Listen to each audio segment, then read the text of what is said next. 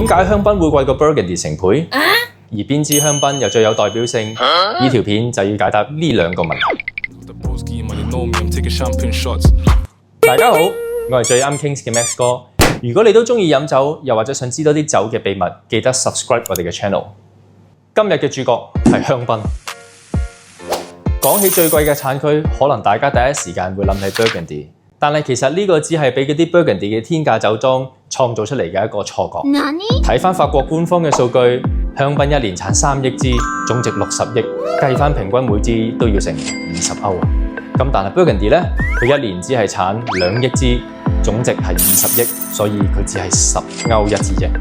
Burgundy 嘅情況就好似香港咁，雖然有一大班打工皇帝，但係其實我哋嘅平均人工並唔高嘅。不過呢，香港雖然人工唔高，但係我哋嘅地價呢係世界第一。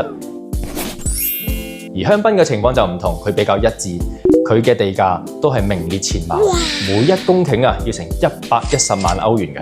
所以地價貴係香檳貴嘅第一個主要原因。而第二個原因就係佢有極高嘅生產成本。我同大家溫故知新一下，其實香檳係一個酒嘅產區，佢有嚴格規定佢嘅地域。你要叫得香檳，你就一定要按照呢一個法律喺呢一度種，喺呢一度釀。例如，佢唔會俾你用機器去收提子，一定要用人手去收。法國嘅最低工資時薪係12歐，大家自己計下條數咯。仲有每次我哋講親香檳，都不得不提佢一個經典嘅工藝，就係將個酒樽轉嘅 traditional method。簡單嚟講，一開始就要好似做紅白酒咁樣，先喺酒桶裏邊咧做好咗支酒先，然後先至進行香檳獨特嘅工藝，入酒樽度進行第2次發酵。呢個過程最少需要15個月，期間就係著名嘅將個酒樽反轉再反轉啦。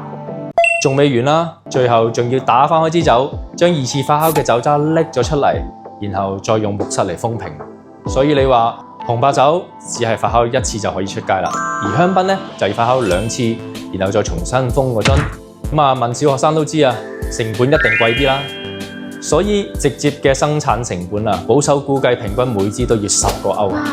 再加埋香檳嘅天氣本身多變，又濕又凍，提子好容易失收㗎。呢條數梗係要轉嫁俾消費者㗎啦。第3個原因就係廣大嘅消費者啦。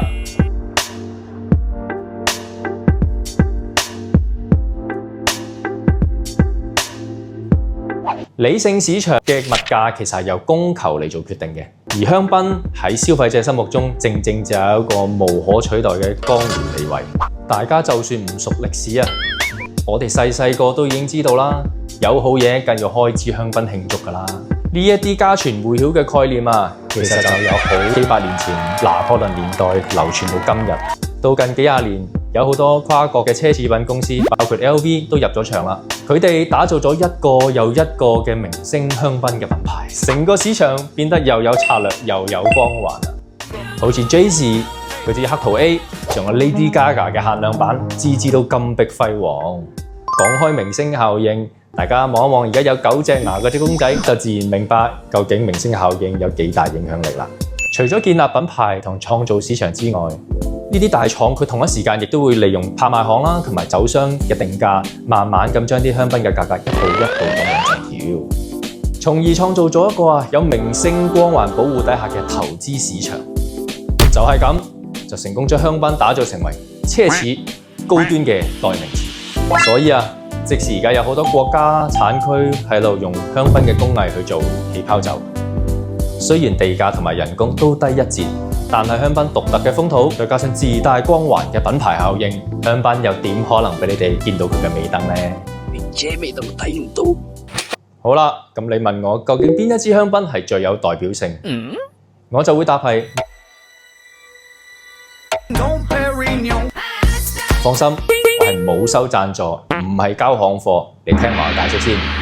香檳有今日，其實要歸功嘅係喺幾百年前有一個修士叫做 Dom Pierre Perignon， 喺佢出現之前，釀香檳好似揾命搏咁樣，因為酒樽本身脆弱同埋處理不當，造成好多氣爆，好多工人因此而受傷。係佢奠定出一個可以源遠流長嘅香檳工藝，包括類似現代嘅一啲標準化流程，令到二次發酵可以安全咁樣進行。同時亦都突破咗好多以前釀造嘅極限，例如佢會好似我哋學生中一派位咁樣，先將啲學生分咗類，將啲葡萄園咧分咗類先再處理。可能你會話呢啲嘢好平常啫喎，而家，但係我要提一提當時係咩年代？以中國嚟講啊，當時我哋清朝只係啱啱開始，阿佩里昂先生都只係大康熙16年嘅啫。所以啊，大家諗下喺嗰個年代，當佩里昂先生都已經有咁前衛同咁現代嘅管理方法。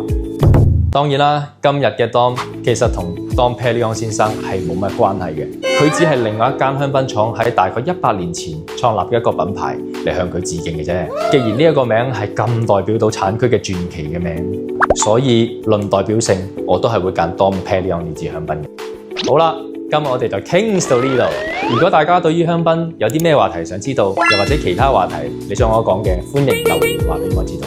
我哋就下一條片再見啦，拜拜。